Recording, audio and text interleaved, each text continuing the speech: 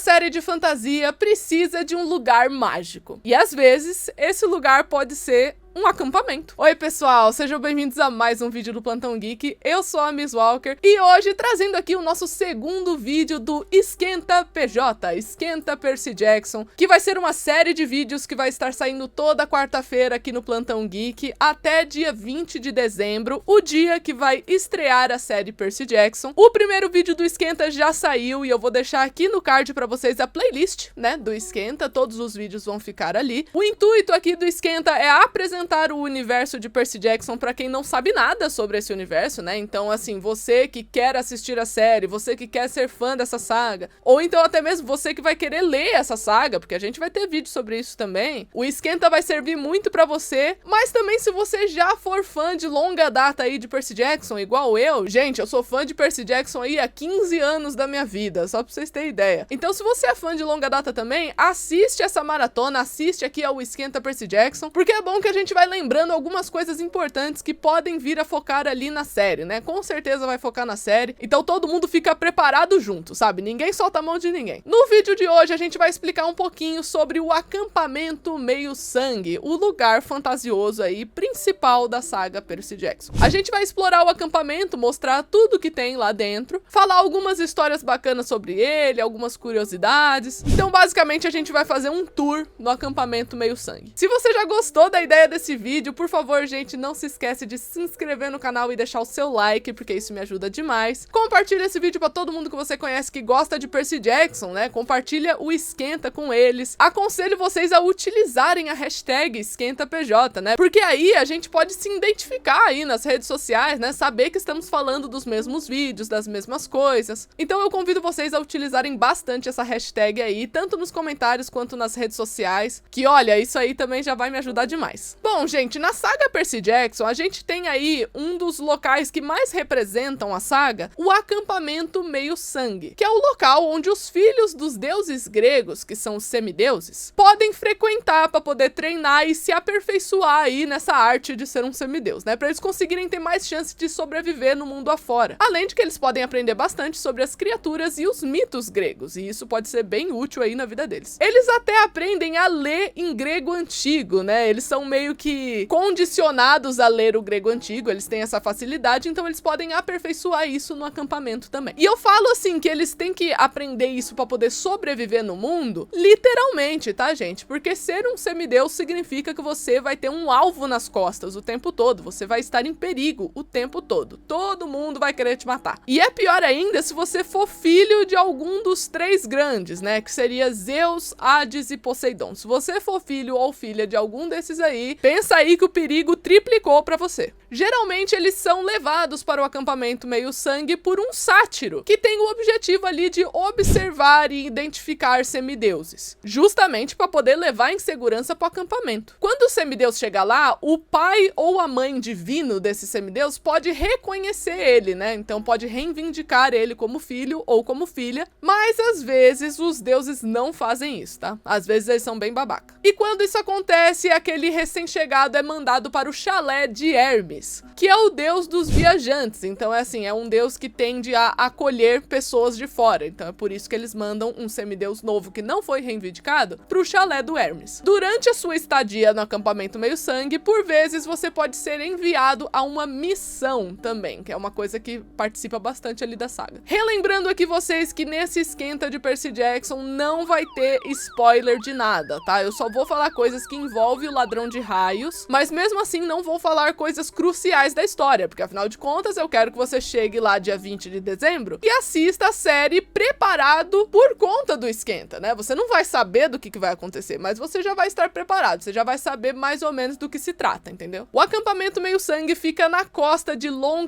Island, né? Lá em Nova York, e o lugar tem como seu diretor o Sr. D, ou então o deus Dionísio, né? O pessoal chama ele aí pelo apelidinho. E outra pessoa bem importante no acampamento é o Kiron, que é o diretor de atividades ali do lugar. E é óbvio, né, gente, que um lugar como esse, um acampamento como esse, ele tem que ter alguma camuflagem, até para poder manter tudo ali dentro, né, para ninguém chegar ali do nada, um estranho, um inimigo, ou até mesmo uma pessoa mortal, né, desavisada. Então é por isso que o nome falso do acampamento, o nome que os mortais podem se familiarizar, seria o Serviço de Entrega de Morangos Delphi, porque eles têm um campo de morango lá no acampamento Meio Sangue e eles vendem esses moranguinhos. O acampamento tem fronteiras mágicas também para impedir que qualquer pessoa desavisada chegue lá, ou um inimigo, né, uma pessoa que você não quer que vá lá. Algumas proteções do acampamento Meio Sangue eu não posso dizer que senão vai ser spoiler. Então eu só separei 2 tipos de proteção da fronteira que eu posso mencionar aqui que não tem nenhum problema. As fronteiras do acampamento são projetadas para manter mortais, monstros, mau tempo e também muitas outras coisas fora do acampamento. Somente campistas, sátiros e deuses podem entrar. Mas também, se você receber permissão, alguns mortais podem entrar também, assim como alguns monstros, mas precisa receber essa permissão, né? Antigamente, a fronteira era protegida por muitas coisas, sendo a mais notável um dragão de cobre, que foi uma oferenda dos filhos de Hefesto pro pai deles, né? E esse dragão protegeu o acampamento por aproximadamente uma década antes dele se perder. Nos tempos modernos, ele é protegido pela barreira mágica do Pinheiro de Thalia, que foi basicamente uma filha semideusa de Zeus, que foi transformada em pinheiro num momento que ela tava morrendo, né? Tipo, o pai dela ficou com dó e transformou ela num pinheiro e ela virou a proteção do acampamento. Indo agora um pouco pela parte de história do acampamento Meio Sangue, os primeiros 6 alunos do acampamento foram levados pelo Kiron para que eles pudessem ser treinados pelo deus Apolo. E esses 6 alunos são famosos na nossa mitologia grega, como por exemplo Enéas, que lutou por Troia na Guerra de Troia, Jasão, que comandou o barco Argo, o Aquiles, que mergulhou no rio Estige, Atalanta, que era uma caçadora renomada, Asclépio, que era filho de Apolo, inclusive ele se tornou o deus imortal da medicina, né? E também Perseu, no caso o primeiro Perseu, aquele que mataria a Medusa. De acordo com vários membros do acampamento, muitas pessoas famosas foram treinadas ali naquelas redondezas, incluindo alguns dos presidentes dos Estados Unidos. Eu acho muito engraçada essa informação. Como, por exemplo, é dito que o presidente George Washington era filho de Atena e ele treinou no acampamento Meio Sangue.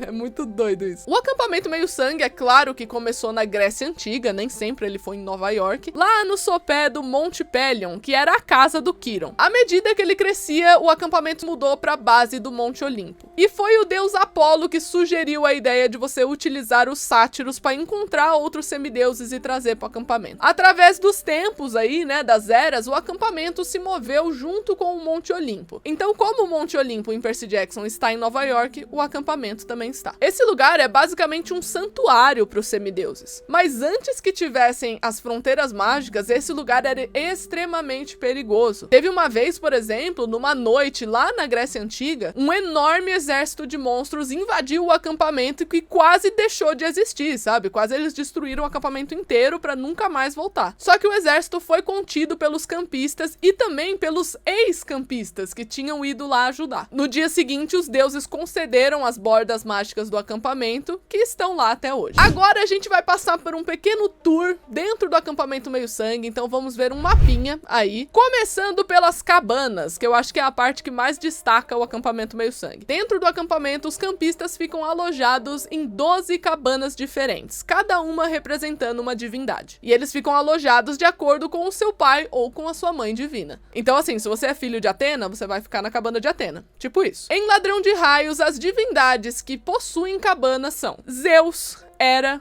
Poseidon, Deméter, Ares, Atena, Apolo, Artemis, Hefesto, Afrodite, Hermes e Dionísio. Vale mencionar que as cabanas da Hera e da Artemis sempre ficam vazias porque elas são deusas castas. Hera, por exemplo, é a deusa do casamento. Então, assim, na teoria, ela não teria filhos fora do casamento, então não teria semideus lá dentro. Enquanto a deusa Artemis, ela é a deusa patrona ali das caçadoras, que é um grupo de mulheres, né, que ficam a serviço de Artemis pelo mundo. E essas meninas também são castas. Então, as caçadoras de Artemis são as únicas que ficam dentro da cabana de Artemis. Artemis não tem filhos. Só que mesmo assim, nem sempre as caçadoras estão no acampamento. Na verdade, elas ficam mais pelo mundo do que no próprio acampamento. Mas se elas forem lá, elas têm lugar para ficar. O acampamento tem a tradição de que o membro que está há mais tempo no acampamento acaba se tornando conselheiro, né? Ou seja, ele fica como representante da sua cabana. Mas eles podem ser desafiados, tá? Geralmente, eles são desafiados pela pessoa mais velha ou por alguém que concluiu mais missões. Nós também temos a Casa Grande, que é onde o oráculo mora. Nesse caso, o oráculo é uma múmia de muitas décadas de idade. Ela fica no sótão e frequentemente é visitada por semideuses que vão partir para alguma missão, porque dessa forma ela pode fornecer algum tipo de direcionamento através de uma fumaça verde que sai da boca dela. A Casa Grande também é o principal ponto de encontro quando eles estão prestes a tomar alguma decisão, né? Então eles reúnem todos os conselheiros junto com o Kiron e tudo mais, e ali é um ponto de encontro. O pavilhão de refeições é onde os campistas fazem as suas refeições, e tem uma coisa muito legal nesse pavilhão que você pode pedir exatamente o que você quer comer e o que você quer beber, que magicamente o alimento vai aparecer na sua frente. Então assim, ninguém passa vontade no acampamento meio sangue. Cada cabana tem as suas próprias mesas, e os campistas não podem sentar numa mesa que não é do pai divino deles. No início de cada refeição, cada campista tem que ir lá e dar uma parte da comida pra fogueira ali, né? Oferecendo essa comida pro seu pai ou pra sua mãe celestial. Então isso é uma tradição. Toda vez antes de comer eles fazem isso. O anfiteatro é um lugar ali no acampamento usado pro entretenimento, né? Então rolam umas apresentações, práticas de esporte. Tem também a loja do acampamento, né? Porque não sempre tem uma lojinha, né? Lá vende camisetas do acampamento meio sangue, escovas de dente, coisas pra higiene pessoal. E também conchas que podem interpretar as vozes das árvores, que falam algumas profecias. Além de também vender pacotes de um joguinho, né, de cartas chamado Mythomagic e algumas mochilas. No arsenal é onde os campistas vão encontrar armas. Basicamente é um grande galpão de metal. Ele possui uma grande coleção ali de espadas, facas, lanças e etc. Cada campista recebe uma arma, mas o pessoal do chalé de Hefesto costuma fazer as próprias armas. E direto esse arsenal é confundido com a forja do acampamento, porque sim, o acampamento também tem uma forja. Existe também a parede de escalada, que se o campista não chegar no topo ali da parede rapidamente, as paredes vão se chocar e as roupas do campista vão ficar completamente encharcadas. E por vezes eles adicionam outras coisas nessa parede de escalada também, como por exemplo lava. Então assim, sempre tem um desafio extra pros campistas, né? Você também tem a arena, que é onde os campistas vão duelar e praticar ali com as diferentes armas de escolha deles. E lá na arena existem manequins de palha em armaduras gregas espalhados pelo lugar. Tem também o Centro de Artes e Ofícios, que é o local preferido dos filhos de Atena, porque Atena é uma padroeira ali dos artesãos. Então aquelas pessoas que sabem esculpir, pintar, fazer tecelagem, cerâmica, vai nesse centrinho aí que é sucesso. É claro que no acampamento você tem estábulos para os Pégasos, e é geralmente a cabana de Deméter que tá responsável aí pelas aulas a cavalo, mas a cabana de Afrodite ajuda também às vezes. Outro lugar muito importante do acampamento são as florestas, que é o lugar onde as dríades e os monstros vivem. Ele é conhecido como um lugar perigoso e não é muito recomendado você ir lá sem arma. É também nas florestas que os campistas brincam de caçar a bandeira, e essa atividade acontece toda sexta-feira. E às vezes eles também usam a floresta para caçar monstros, né? Vira e mexe tem um aluno que deixa um monstro entrar de propósito, e aí o pessoal vai caçar o monstro na floresta. Existem também alguns outros lugares mágicos no acampamento, como por exemplo o Punho de Zeus, que é frequentemente utilizado no Capture a Bandeira, inclusive. É geralmente no Punho de Zeus que fica a bandeira, porque ele é bem visível e tal, e ele é difícil de escalar. E ele tem esse nome, obviamente, porque ele parece um punho. É um lugar alto, assim, que parece um punho fechado. Existe também o Bosque de Dodona, que é um bosque de carvalhos ali, sagrados, que por vezes podem emitir profecias. E é claro que existem outros vários lugares no acampamento meio sangue, como por exemplo a praia, o Lago da Canoa, que é onde eles aprendem canoagem, tem o Conselho dos Anciões do Casco Fendido, que é onde os sátiros se reúnem, o próprio Campo de Morangos e o Campo de Arco e Flecha.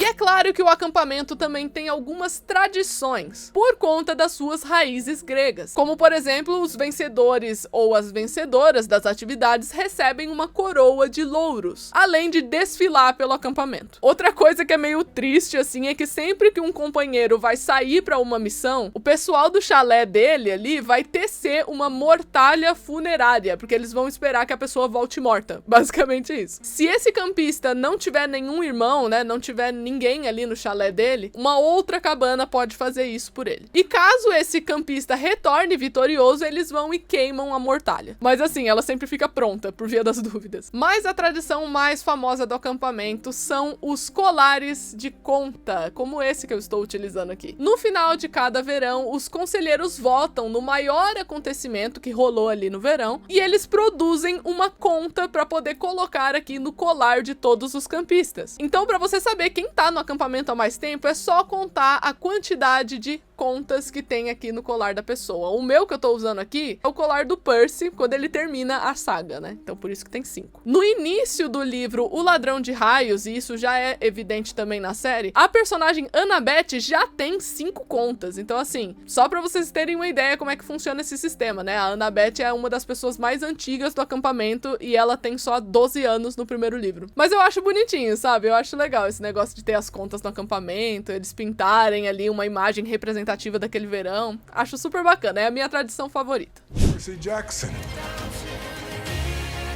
we've been expecting you. Mas então foi isso, galera. Eu espero que vocês tenham gostado do vídeo de hoje. Não se esquece de se inscrever no canal e deixar o seu like, porque isso me ajuda muito. Lembrando aqui que os vídeos do Esquenta de Percy Jackson saem toda quarta-feira até dia 20 de dezembro. E também o cronograma continua aqui no Plantão Geek, né? Eu também posso te esperar nas quintas e sextas-feiras, às 6 da tarde aqui no canal, falando dos mais diversos assuntos aí de filmes e séries. E eu vejo vocês no próximo vídeo. Tchau!